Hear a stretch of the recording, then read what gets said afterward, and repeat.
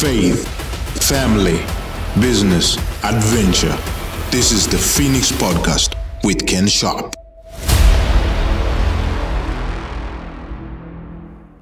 Welcome to the Phoenix Podcast with Kenneth Sharpe. We are here to showcase fascinating people who have inspiring stories that have risen from the ashes. And today on my show, I've got my friend Mukudzei Mukombe, Jah Prayzah. Thank you for being here today, Jah. Thank you for having me, Mkoma. It's really an honor and a privilege to speak to you. I appreciate it. Today I want you to tell us your story. Not only your story as a famous celebrity, as a musician that everyone knows who you are, not only a story to describe your songs to us, to tell you why you have these songs, what inspires you to come up with them, but more important for you to speak from your heart today as a human being, as a Zimbabwean, because many of our viewers out there don't know your background, don't know who you are. And by you sharing it with them, hopefully we'll have that element of hope inspired into one person. I've said recently I'm a seller of hope. Oh yeah. Because hope is free. Very It costs true. you nothing. And if you look at the glass half full or half empty, it's just a perspective, it's a mindset. And what I believe is faith, we know in the Bible it says faith is to have hope in something you can't see. So today I want this program to be about hope, a message of hope to those that don't have hope, that are out there thinking, how do I get up there? How do I become who Jah is? So let's start maybe with a little bit about your background. You were raised and born in Uzumba. Tell us about your family life, about your background, your youth, and then we'll come on to your music. Well, my name is Mukudzei Mukombe.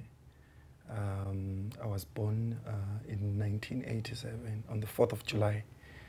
American freedom. American independence, yeah. I grew up I'm a village boy. I grew up in Uzumba Maramba Pfungwe, in Murewa. I was born in a family of 5. I lost 2 brothers. And yeah, I think that's more like it in short. And how was it with your parents growing up? I should say my parents were very hardworking people. My father was a headmaster. He's retired now, he's quite old. My mom used to work for Zimbabwe National Family Planning, something, yes. Yeah, I should say they were very hardworking. They did everything that they could to raise me and my siblings. Yeah, that's more. So like they it. provided an education for you. Yes. They made sacrifices. Yes. This is the story we hear every day of Zimbabwe. True. Our parents have done everything to put us through schooling. But what was it that got you into music? So how did you go from growing up in Uzumba and then discovering music? What was it that brought you to music? I should say I didn't choose to do music. I believe it's something that was in me from the day I was born. It's an inborn thing. I started singing when I was very young, around, I should say, maybe 5 years.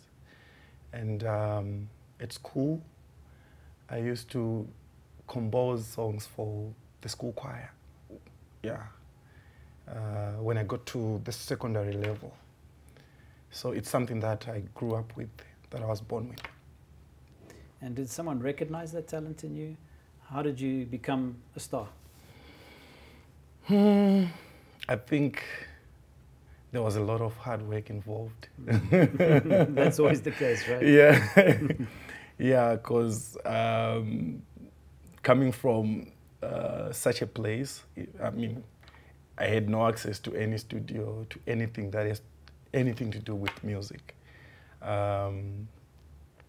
Besides singing at the assembly at school, singing at church events, because my mom, she's a true believer. She loves preaching, so we used to go to church together. When she's about to preach, I read the Bible for her. I sing a song, and then she goes and preach. And would you do that in front of the the congregation? Yes. And yes. how many people would be there? It's a very small church. I would say maybe 100 Okay. or more. But there are bigger events as well. That's, I mean, when we had more numbers, like thousands of people. Yeah. And do you like singing gospel music? I still love singing gospel music even today. So your first love of gospel music was in the church? Was in the church. And it was your mother It was my mom. who brought you to that place? Yeah. Isn't that beautiful? It's amazing. It really is. It's amazing. So then, finding that natural talent in you, when did you discover it's something more than just singing at church? When I then moved to the city. To Harare? To Harare, So you were in yes. Mutoko, I believe, in your high school? Yes, in Mrewa. Morewa. Yeah, close to Mutoko though. Okay. Yeah. I was staying with my uncle in Budiriro.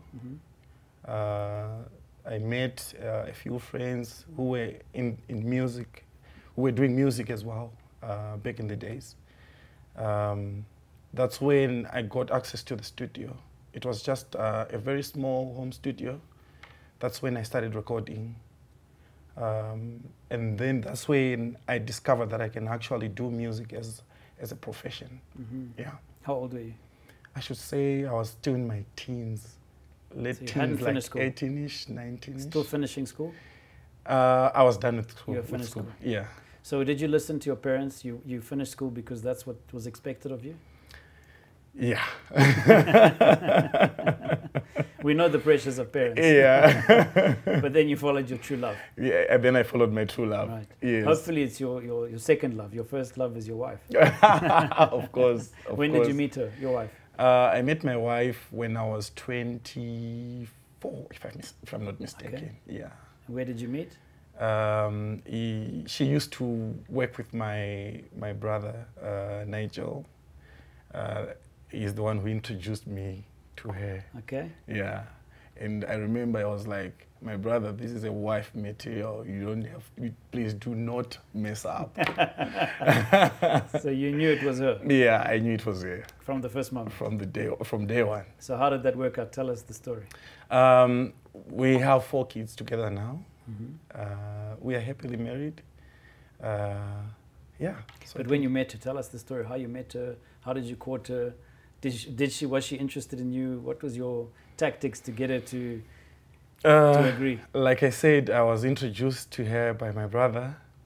And then I remember one day I invited her to my show at Jazz 105 in town. She came and she was sitting there watching me doing my thing. And after that, we then started talking. So she was sold on the first performance? Yeah, I guess. You're that good? I think so. No, I know so. Yeah. So she fell in love with your music? She fell in love with my music and the person behind the music as well. That's beautiful. Yeah. And then how did the traditional marriage go? How long did it take? And I think 2 years or so. Okay. Yeah. And then we went to her parents. We paid our lobola, and everything was just nice. And is it a Munyai or Sawira that does the negotiating? I was with my brother, the one who introduced me to her. He wasn't off the hook yet. Yeah, and my uncles as well. So yeah, it was a big team actually. I think we were 10 of us, if I'm not mistaken, Sure. or even more. Yeah. That's quite a team. So you weren't going to say no? Pardon? You weren't going to let them say no? No way. Not with 10 people. Yeah. So I wanted to find out, you're the last sibling, you're the last child. Yes. In the African culture, I've been told that the last child always eats last. Yes. And normally has the smallest piece, or maybe not the biggest. Yes. But if I look at you, you're huge. Does that mean all of your brothers and sisters are bigger than you? The funny part is I'm actually the tallest in No the way. family. You see, God has a sense of humor. Yeah. I'm the tallest. But I think mine was a different case because my parents used to spoil me big time. Okay. Yeah. So you were the favorite. I was the favorite. You were like the last, the Joseph. Yeah. And then tell us, like, being back in Harare, so moving from a rural area, coming back into town, starting a life. How was that for you? What was your experience of that? I always wanted to, I always prayed to become a star. But I think everything that I've achieved was a surprise to me. When I came to Harare, I think my main goal back then was just to have access to the studio and record and have my music on radio. For me, that was everything. So everything that came after that was a surprise to me. So your goal was to get on radio? Yeah, yeah. But you had in your heart that feeling you wanted to be a star. And you would pray and ask God to make you a star. True. Did he confirm it to you? Did you ever have an experience where you knew that what you were asking for was going to happen? I think what I got was even more than what I was asking for. Please tell us. Yeah. Yeah. From having my music getting a lot of attention, being able to release hits, being able to collaborate with different musicians from different countries in the world, being able to represent big companies in Zimbabwe. Never dreamed of it. Yeah. So God has given you much more than you wished for. So tell me, how does it feel like being a star now? How do you keep yourself humble? How do you keep yourself honest? I think what my parents always, they always reminded me that no matter how big you're going to be, remain humble, remain human, remain, I think, yeah, it's more like it. Remain humble. So a good value system from your family. Yeah. And how do you instill that in your children? I haven't started teaching them about that. Because I know your son is a rising star, right? Yes. But it's something that I would want them to follow, you know. Yeah. I've said this on a few of these talks. There's a book called How You'll Measure Your Life. It's by a Harvard professor who's now late. He wrote The Innovator's Dilemma, which is one of the main books on innovation. And he wrote it in the 80s and 90s, like right when innovation was starting. He's called the father of innovation. Clayton Christensen, his name is. And I read it, and when he talked, it's about philosophy of life, really, the book. And when I read it, there was a section that talked about our children. He said that if we want to make our children, it's not what we do for them that makes them, but what we don't do for them. Wow. Which sounds like a paradox. It's like an opposite, right? Oh, yeah. But then if you think about it, you were made into something probably because your parents didn't necessarily give it to you on a silver platter. Yes. You had to work very hard for it. Yes. And of course, God blessed you and opened the doors. You did your part. But at the end of the day, it wasn't your parents that opened those doors or necessarily that pushed you through the doors. It was yourself. It was myself. So with our own children, we have to look and examine ourselves deeply and say, what are we not doing for them that will make them? That we should do. Does that relate to you in your life? And what do you think of that teaching? Yeah. In my case, my parents always supported me. At first, when I started doing music, I'm sure they wasn't confident that I can actually do it. They knew I had the talent. Yeah. But then I worked hard to prove them that I'm going to do this. So when did that point come where you had that hit or that song or that performance that made you realize, and them, that you're going to make it? If I'm not mistaken, it was back in 2007 when I did Sungano, my second album actually. And then the title track Sungano became a hit. Yeah. And then I'm sure that's when they started believing in what I was doing. Everything else, I'm sure, the way they were now. So from Sugano, when did you see that you could start making money out of music?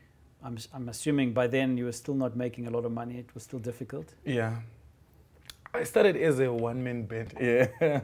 One-man show. Yeah, one-man show. When I used to produce for myself, record myself, mix the music for myself. Wow. And everything. I never knew that. Yeah. So I remember the first contract I got, I used to curtain raise for a dance group in Budiriro. And I used to be paid $40 per show. $40. Yeah. And what year was that? Around 2007-8 back then. So the dollar was what, about 20 to 1? The US dollar? I can't remember. I think so. Yeah. Maybe $2 US. Maybe. Yeah. Not enough to live on for a month. No. Yeah. And how often would you do those curtain raises? Almost every week. Every week? Yeah, every week, every Thursday. So that would give you some pocket money? Yes. And how did you start getting into the money? When did the music become a career? When did it start paying for itself? Okay. I then I kept on releasing music. I kept on releasing hits. And then I think when I then did my fourth album, which was Chirio, that's when even the market accepted me, and that's when I started getting big bookings and stuff. So it started making sense for me, and yeah, that's when I knew that this is my way. You're far too humble, Jah. I know that Jah has got over 100 million views on his YouTube channels. He's got more than 500,000 subscribers. Yeah. So tell us about the songs. Okay. What is the reason you choose the songs you choose? What inspires you about this music? Tell us about the meaning of some of these songs. Okay. I do different types of music. I'm quite flexible to jump on any vibe. I don't have a specific genre that I do. But most of my music, I got my inspiration from the way we live as Africans. Be it any situation. I can sing about your situation. I get inspired with anything that happens, to be it bad or good. And I've got the spiritual side in me, I guess. I think most of my songs are super spiritual. Mm-hmm. Yeah. So tell us some of them. Give me some of the songs and what they mean and why you've done them. What is it about? Okay. Which song now? I've got thousands of songs now. Let's try Gochi Gochi. You know what? By the way, that got the NAMA award for Song of the Year, right? Yeah, and one funny, yeah. It's so funny because that wasn't a song. Okay. Yeah, at first it was an advert. An advert? Yeah. For who? For Darlington Dumba. He had a butchery in Warren Park. Right. And the butchery is called Gochi Gochi. Okay. Yeah. So he came to me and he was like, Jah, I want you to do an advert for me. And I was like, no worries, let me do it. And when I did that advert, it became a hit. And we then had to develop it into a song. Interesting. Yeah. So what does it mean? What is it about the song? It's just more like a party song. Uh-huh. Yeah. It's Gochi Gochi is barbecue. Right. Yeah. It's just a party song that, you know, brings people together. Let's have fun. Let's have this and that. So it's a celebration. It's a celebration. What about Watora Mari? Watora Mari. That was my first big collaboration with Diamond Platinum. That's Tanzanian? From Tanzania, yes. It's also a party song, yeah. And what does it mean? Mari is God, right? Or Mari is money? Mari is money. Okay. Yeah. So what is it about? It's about, how can I,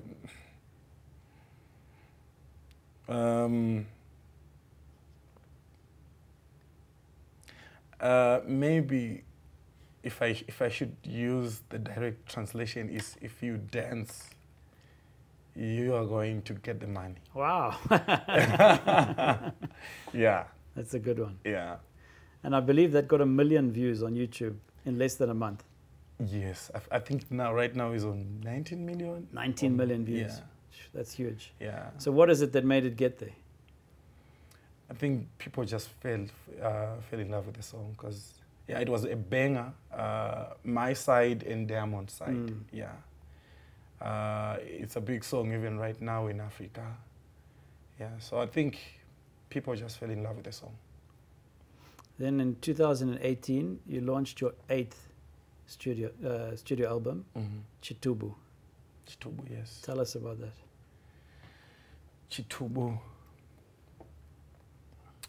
Well, that's Chitubu is more like a prayer, because Chitubu is a spring.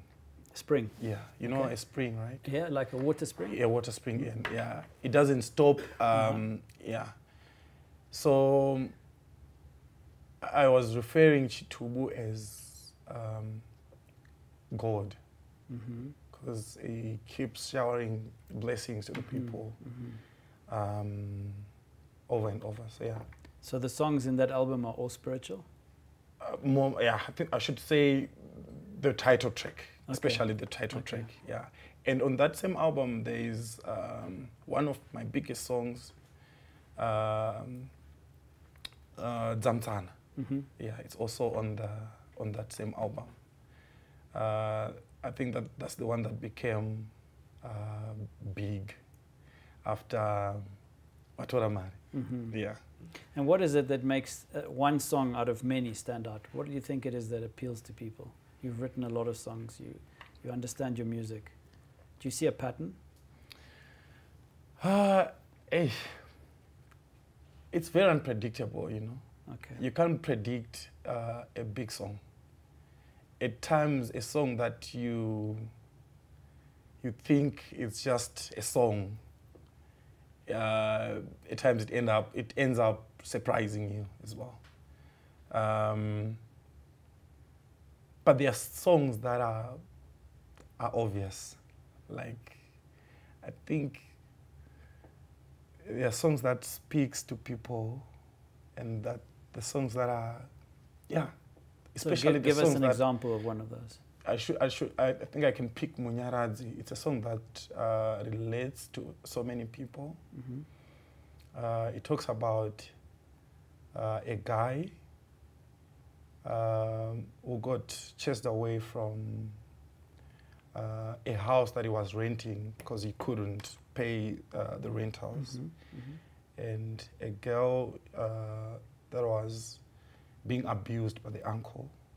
And in the same house? No, it's a different set. Okay. And then they met. Okay. And they fell in love. They fell in love. Oh, wow. They started staying together. And then, so when this guy got chased away, he didn't know that, because he was given a watch by the father. When the father was on his, he was dying. On his deathbed? On his deathbed, yes. Right.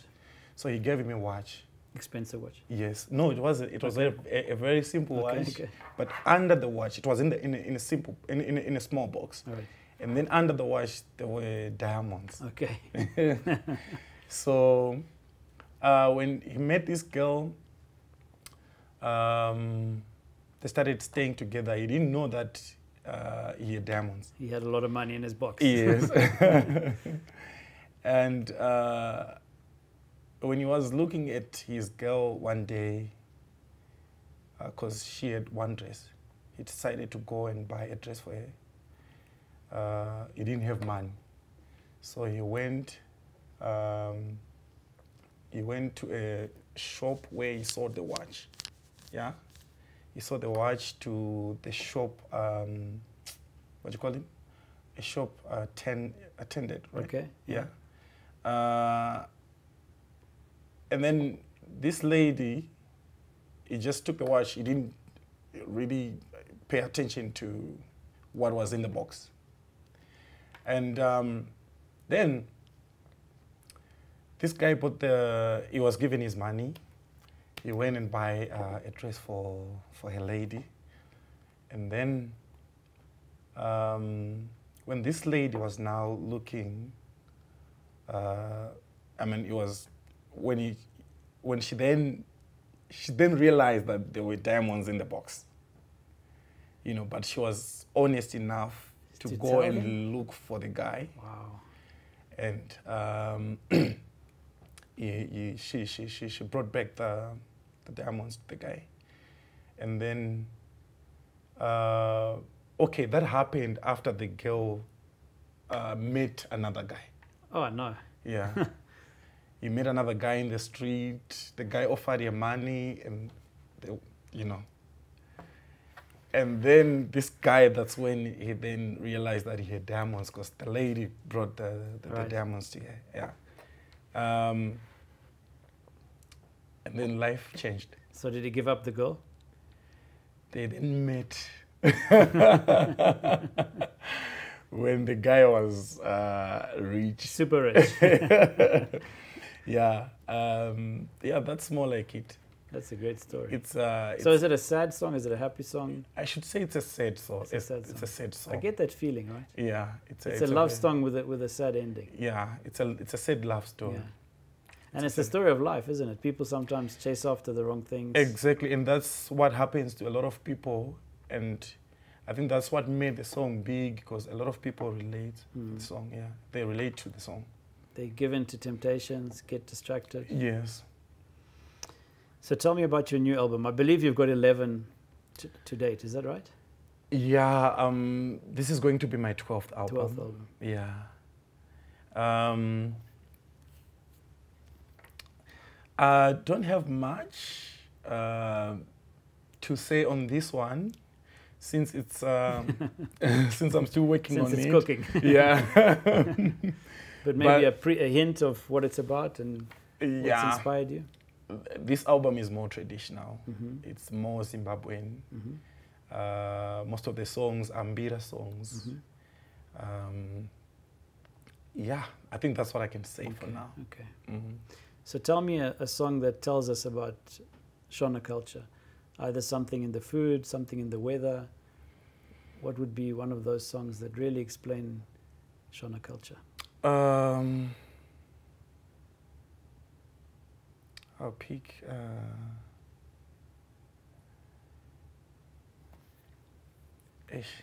most of them are... I think the music is the cultural. Okay. Yeah. So would you say all of them have the theme of being a story of Africans? I think so. Yeah. Yeah. So you could say all your songs represent the life of Zimbabweans. Very true. Yeah. Yeah. And the new album will do the same? Even though the style is Mbira, will there be a theme behind it, a story in it? Yeah. I think I think this album is more cultural than any other album that I've done before. Yeah. Most of the songs are super traditional, super Zimbabwean. I've done cultural songs before, but most of them were mixed. Most of them were fused, you know. But this one is a Zimbabwean album. Pure Zimbabwean. Yeah. So you've gone back to your roots. I've gone back to my roots. So tell me, you said you started out in a one man show, one band operation, and one man band operation. And how did you move from learning the skills that you needed to edit your own music, to do the mixing? What kind of tools did you have? What kind of lessons? I don't know if internet then was available, if you could Google it, but how did you learn those skills? Yeah, internet wasn't there. It's easier now. It's much easier, right? Yeah, they just YouTube it and they get a lesson. Yes. I think everything that I know now came from the experience. From one man band, I looked for, because I always wanted to do live music. So I started looking for band members. And from then until now, I do live music. Yeah. I think some of them didn't even believe in me. They left me when I was still starting. Yeah.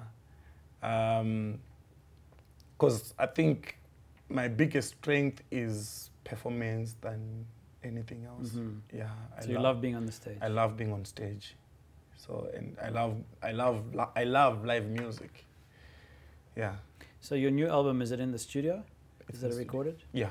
And who does the mixing now, and do you get involved in those technical details? I'm involved in anything that has got to do with my art. Mm-hmm. From, like I said, I used to be a producer as well, Mm-hmm. myself. Mm-hmm.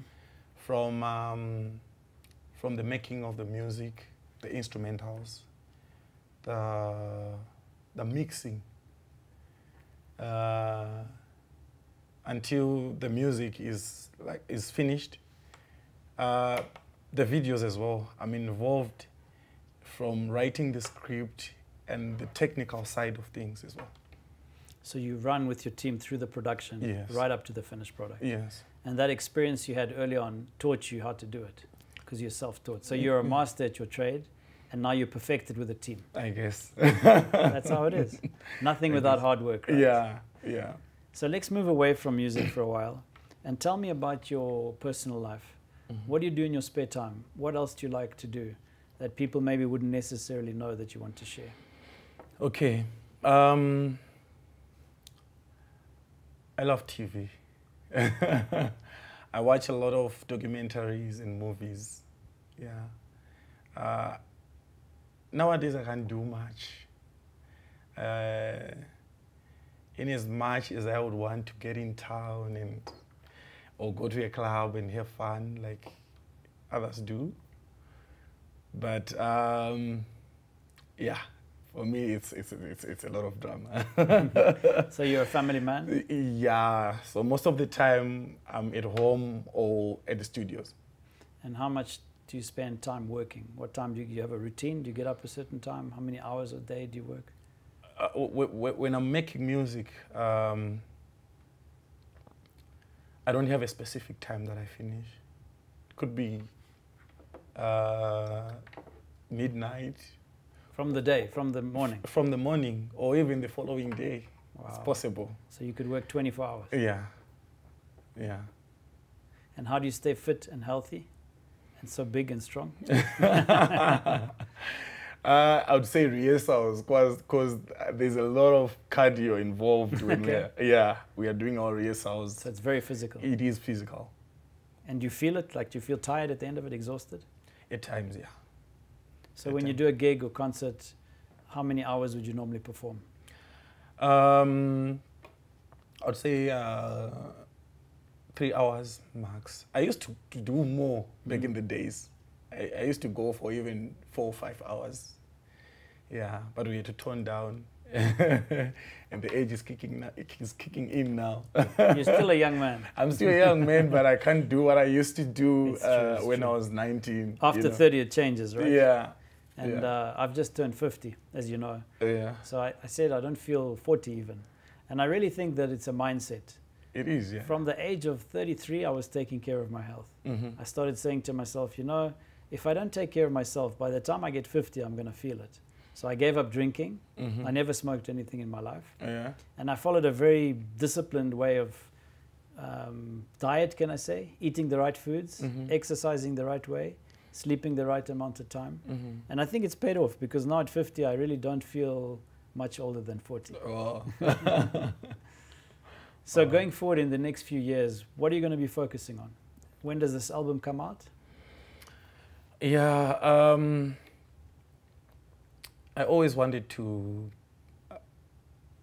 I do festivals. We have a number of festivals that are lined up, and I think I still need to grow on that side, because I think that's that's the most. I mean, that's the thing that I like the most. Yeah, I love performing, and I want my music to reach to that level that I'm able to go for more festivals, and yeah. So would it be festivals in the region, worldwide? Worldwide. World tours? Worldwide, yes. And when do you think you're going to start doing that? And what countries are you going to target? I'm targeting Germany. I should say the whole of Europe, because I think that's where most big festivals are happening. Germany is a good market. Germany is a very good market, yeah. And you don't mind performing with other musicians at the same festival? With other musicians?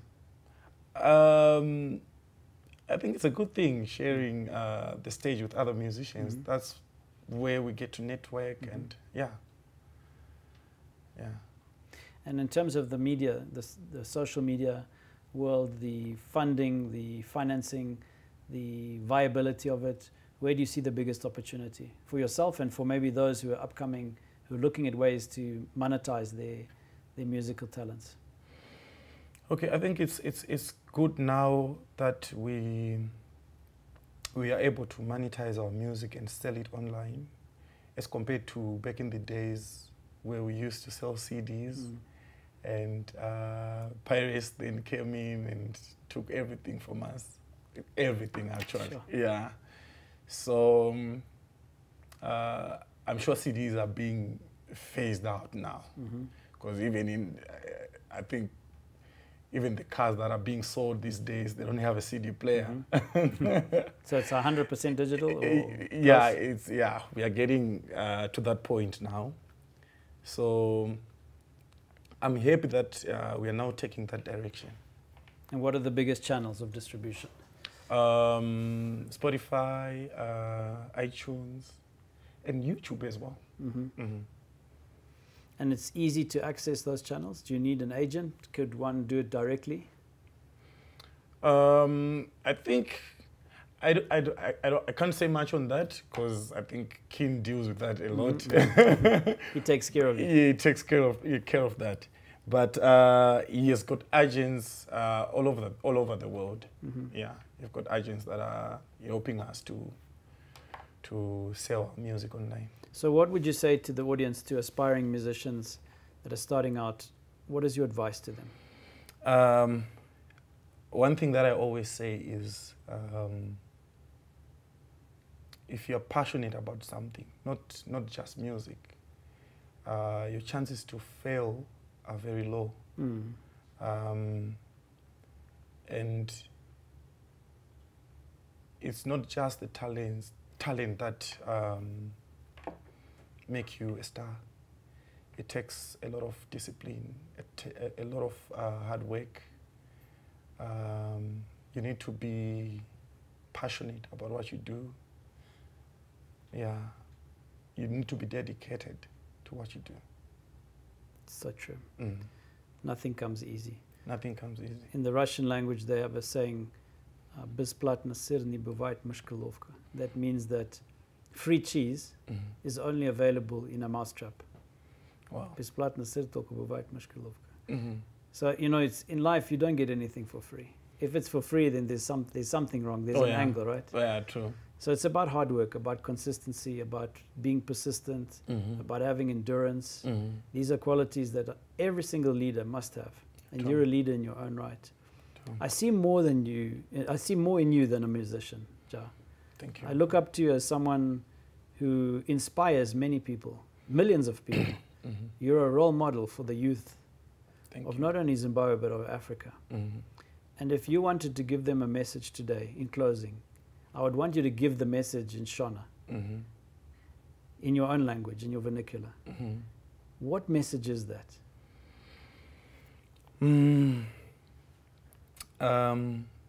Mune simba rakawanda mukubatana nekuti kana mumwe ari kwake ari kwake atikwanise kusimudza chero chatoda kuita, nekuti kana uchisimudza danda mumwe anoti bata uko mumwe oti bata uko, kuti tikwanise kusimudza. ndochekutanga, and chinhu chese chinoitwa murudo chinosimukira nekuti chine makomborero kubva kuna Mwari. So kushanda nesimba, rudo nekubatana. Thank you, Jah. Thank you, Mukombe. You're a living legend. You're one of my heroes, and I respect you very much, and thank you for being on this show. I appreciate it, Mukombe. Thank you. Thank you, brother.